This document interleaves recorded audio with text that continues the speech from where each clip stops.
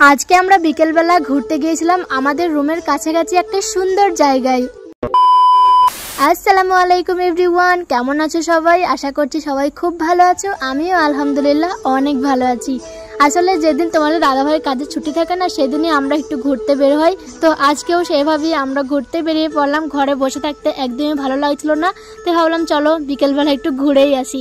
আমাদের রুমের কাছাকাছি খুব সুন্দর একটা জায়গা আছে যেখানে বারবার আমার যেতে ইচ্ছে করে, তো সেখানে আজকেও আমরা চলে গেছিলাম মেলকোটে ধনুষকুটিতে। এই জায়গাটা সত্যি মন মাতানো, পাহাড়ের কোলে, চারপাশে শান্ত পরিবেশ, গেলে মনটা একদম ফ্রেশ হয়ে যায়। আজকে না প্রচন্ড হাওয়া দিচ্ছিল আর ঠান্ডা একদম বেশি ছিল, এক ফোঁটা রোদও ছিল না, আকাশটা পুরোপুরি মেঘে ঢাকা। তবুও জায়গাটা এত সুন্দর ছিল যে ঠান্ডার মধ্যেও আমাদের মেজাজ একদম ভালো হয়ে গেল।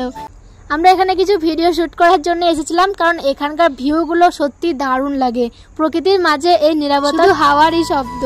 ধনুষকুটি থেকে ঘোরা শেষ করে আমরা গেলাম রায়গোপাড়া নামের একটা ঐতিহাসিক জায়গায়। এই জায়গাটা অনেক বিখ্যাত কারণ এখানে আছে বিশাল বিশাল পাথরের থাম, যেগুলো একদম রাজকীয় পুরনো স্থাপত্যের মতো। এখানে অনেক বলিউড মুভি শুটিং হয়েছে, হয়তো আমার আগের ভিডিওতে দেখে নিয়েছো। আমি এখানে আরো অনেকবার এসেছিলাম, তখন আমি তোমাদেরকে এই বলিউড মুভির সিনগুলো দেখিয়েছিলাম কোথায় গিয়ে হয়েছিল।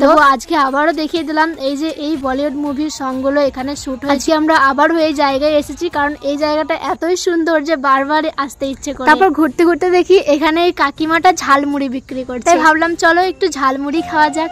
আমরা দুজনে 2 প্যাকেট ঝালমুড়ি নিলাম আর খেতে খেতে চলে গেলাম কল্যাণী নামে এক জায়গায়। তারপরে আমরা চলে গেছিলাম মেলকোটের আরো একটা সুন্দর জায়গায়, এই কল্যাণীতে।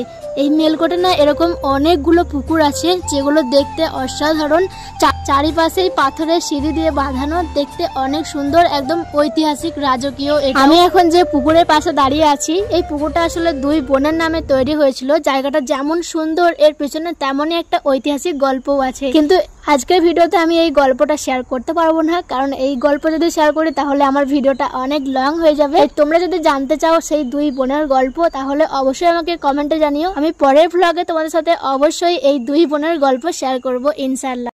আজকে কত জায়গায় ঘুরলাম, আমার কথাটা ইকো হচ্ছে এখানে। তো জানি না আজকের ব্লগটা কেমন হয়েছে, এখানে ওখানে ঘুরে ঘুরে ফালতু একটা ব্লগ হয়ে গেছে। জানি তোমাদের ভালো লাগেনি, তবুও বলছি যদি ভালো লাগে লাইক কমেন্ট শেয়ার করে দিও। আজকের মতো ভিডিওটা এখানেই শেষ। কেমন লাগলো কমেন্টে জানিও। দেখা হচ্ছে আবার পরে ভিডিওতেই। আল্লাহ হাফিজ, টাটা।